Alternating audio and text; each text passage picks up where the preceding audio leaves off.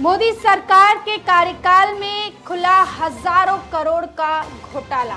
जहां मेट्रो मुंबई से बात करते हुए एडवोकेट विनय दुबे ने कई तरीके के पहलुओं पर नजर डाली है कि किस तरह कंपनी दिवालिया होने का कारण क्या है, एनसीएलटी में केस कैसे जाता है। और साथ ही विनय दुबे ने यह भी कहा है कि मोदी जब से आए हैं, मोदी की सरकार जब से आई है, तब से हजारों करोड़ का घोटाला उजागर हुआ है, खुला है, क्योंकि कानून सख्त बनाए गए हैं। विनय दुबे ने यह भी कहा है कि ये तमाम जो लापरवाही है ये पिछले सरकारों की थी। मोदी सत्ता में आने के बाद कानून सख्त बनाए गए, जिसके बाद इन तमाम चीजों का खुलासा हुआ। सुनिए। आपका एक पर्सनल ओपिनियन मैं जानना चाहूंगी, क्योंकि आप दिन रात इस चीज़ के बारे में स्टडी करते रहते हैं।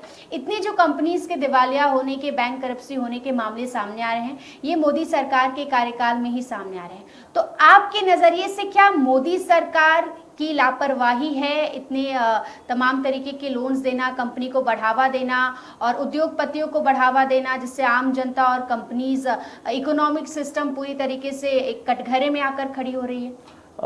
मैं ये बिल्कुल भी नहीं कह सकता कि मतलब ये इस सरकार की वजह से ये सब कुछ हो रहा है।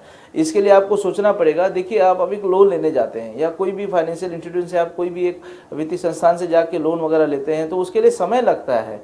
और ये मामले अभी आ रहे हैं क्योंकि 2014 में ये सरकार आई है, उसके पहले से अब ये मामले 2018, 16, 17, 18, 19, 20 में ये सब मामले उजागर हो रहे हैं। तो ये जो लोन है, ये जो अमाउंट है, ये अभी की सरकारों ने ही दिया है ऐसा मैं नहीं कह सकता। उसके लिए लंबा समय लगता है, लंबा कार्यकाल लगता है इतने बड़े बड़े लोन सैंक्शन करने के लिए।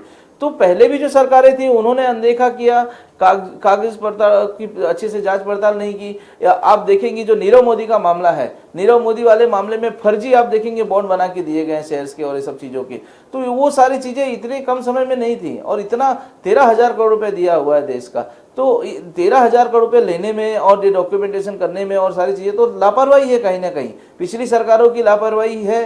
तो ये सारे मामलों में अनदेखा करके, कागज और चीज़ों का अच्छी से पड़ताल नहीं करके लोन देते गए। और हुआ परिणाम ये कि जब ये सरकार आई, जब ये एनसीएलटी और तो स्ट्रिक्ट कानून और कड़े कायदे जब लागू किए गए, तो ये सारे मामले उजागर होने लगे। तो हम जरा भी ये नहीं कह सकते कि इस सरकार की वजह से मतलब लापरवाही हुई है, उनके तहत ये कार्रवाई नहीं हुई। ये सारे जो लोन और जो सारी चीजें जो अभी फ्रॉड आपके सामने आ रहे हैं देश में, जो पहले आपने किया है, बोलते एक कहावत है, बोया पेड़ बबूल का तो आम कहाँ से खाए, ये चीज है। तो अब ये चीजें आ रही हैं, लेकिन अच्छाई इस बात की है कि एटलीस्ट ये चीजें सामने तो आ रही हैं देश के, और अब वो चीजें हो रही हैं। विनय जी, आपकी बातों से लग रहा है कि पुरानी सरकारों ने जो जिस चीजों को अनदेखा किया, मोदी सरकार आने के बाद उन तमाम चीजों पर नकेल कसा जा रहा है, जिसके बाद ये सारे मामले सामने आ रहे हैं और जिसको पूरी तरीके से एनसीएलटी के जरिए उसको उजागर किया जा रहा है और लोगों का पैसा लोगों को लौटाया जा रहा है, कंपनीज को अधिग्रहण करके, टेक ओवर करके बचाया जा रहा है। जी, उसके अंदर हम वही कह सकते हैं, क्योंकि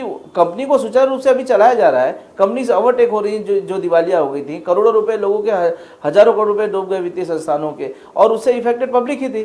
तो जब वो कंपनीज को ओवरटेक किया जा रहा है, पैसे जब रिकवरी किए जा रहे हैं, तो देश के लिए अच्छी बात है ना, लोगों के लिए अच्छी बात है कि देश का पैसा कोई दूसरा नीरव मोदी नहीं पैदा होगा, वही दूसरा विजय माल्या नहीं आएगा। और अगर होगा तो उसके ऊपर स्ट्रिक्ट कार्रवाई होगी और सरकार उसका जवाबदेही दे ही रही। अभी आप देखेंगे कि एनसीएलटी के जो भी मामले हैं, उसको आप रेगुलर जब भी देखेंगे तो उसमें कुछ ना कुछ नए अपडेट्स आते ही रहते हैं।